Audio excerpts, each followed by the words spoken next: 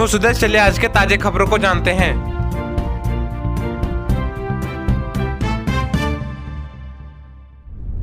झारखंड में 18 मई से मौसम बदलेगा। राज्य के कई जिलों में लगातार लू चलेगी। आने वाले दिनों में बारिश और वज्रपात हो सकता है। इससे लेकर अलर्ट जारी कर दिया गया है। यह जानकारी एयरपोर्ट स्थित रांची मौसम केंद्र ने 17 मई 2024 को दी। तापमान में बढ़ोतरी होगी।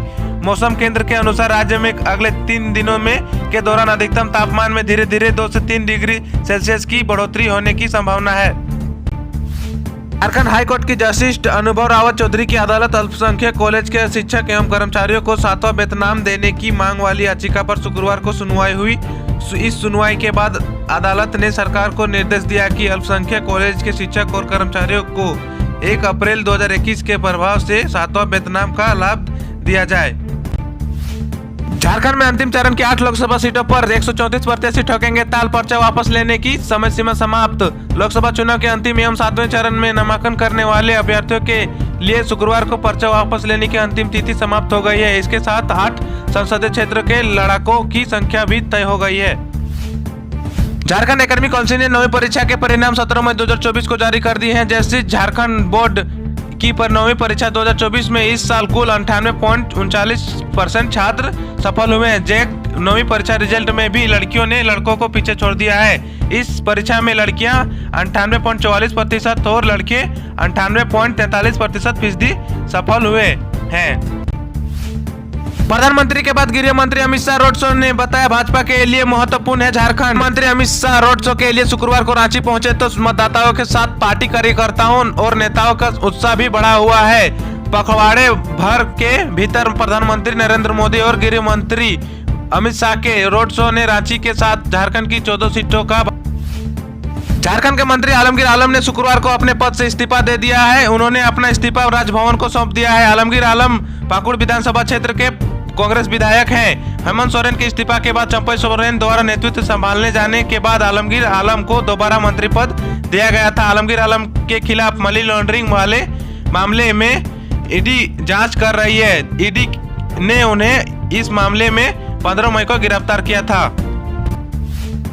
अमित शाह के खिलाफ आपत्तिजनक टिप्पणी मामले में झारखंड हाईकोर्ट ने राहुल गांधी पर 1000 का जुर्माना लगाया है। हाईकोर्ट ने राहुल गांधी पर 2 सप्ताह का समय मांगने के लिए जुर्माना लगाया है। बता दें कि राहुल गांधी की ओर से अदालत में समय की मांग की गई थी, जिस पर अदालत में उन पर हर्जाना लगा है। पिछले कई सुनवाई से उनकी ओर से समय की मांग की जा रही थी।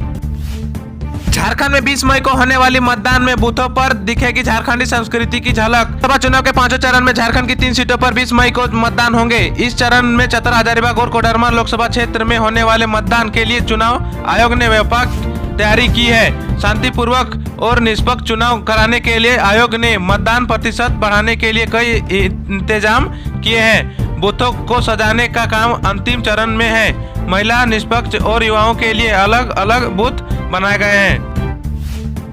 हेमंत सोरेन को सुप्रीम कोर्ट से झटका, नहीं मिली जमानत। 21 मई को होगी सुनवाई। झारखंड के पूर्व मुख्यमंत्री हेमंत सोरेन को सुप्रीम कोर्ट से फिलहाल अंतरिम जमानत की नहीं मिली। शुक्रवार को हुई सुनवाई के दौरान राष्ट्रीय जांच एजेंसी ईडी ने कहा कि हेमंत सोरेन को चुनाव की घोषणा होने से काफी पहले गिरफ्तार किया गया था। ईडी ने जवाब दाखिले कराने के लिए कुछ समय की मांग की। अगली सुनवाई मंगलवार को होगी। सोरेन के वकील कपिल सिब्बल ने अंतरिम जमानत का अनुरोध करते हुए कहा था कि सोरेन को चुनाव के लिए जेल से बाहर आना है। गिरिडीह झारखंड में चल रहा चेहरा बदलने का खेल। सीता सोरेन भाजपा नेत्री और दुमका लोकसभा सीट से प्रत्याशी सीता सोरेन शुक्रवार को बेंगाबाद पहुंची। करमजोरा के सिद्धू कान्हू पार्क स्थित प्रतिमा पर माल्यार्पण के बाद उन्होंने डाबाबंदला चौक पर नुक्सा सभा कर लोगों से लोकसभा चुनाव के भाजपा को समर्थन करने की अपील की। राजमहल की जनता लोकसभा चुनाव में कमल खिलाए। एनडीए प्रत्याशी ताला मरांडी को लोकसभा सदन में भेजने का कार्य करती है तो प्रधानमंत्री से सकारात्मक पहल कराकर अवश्य ही राजमहल मानिकचक के बीच गंगा पुल बनाने की पहल होगी। यह बातें भाजपा के प्रदेश अध्यक्ष बाबूलाल मरांडी ने शुक्रवार को चरवाहा मैदान में आयोजित बूथ स्तरीय कार्यक्रम सम्मेलन को संबोधित करते हुए कही। लोकसभा सीट पर राष्ट्रीय दल का उम्मीदवार नहीं। जी हां, झारखंड की गिरिडीह लोकसभा सीट पर राष्ट्रीय दल का कोई उम्मीदवार चुनाव नहीं लड़ रहा है। एनडीए और इंडिया दोनों गठबंधन ने अपने अपने उम्मीदवार उतार दिए हैं, लेकिन दोनों ही गठबंधन ने क्षेत्रीय दल के उम्मीदवार उतारे हैं। भाजपा आसू के गठबंधन एनडीए के ने आसू के चंद्र प्रकाश चौधरी को मैदान में उतारा है, तो झारखंड मुक्ति मोर्चा, कांग्रेस, राष्ट्रीय जनता दल और वामदलों के गठबंधन इंडिया ने झामुमो के मथुरा प्रसाद को प्रत्याशी बनाया है। दोनों ही राष्ट्रीय दल नहीं है।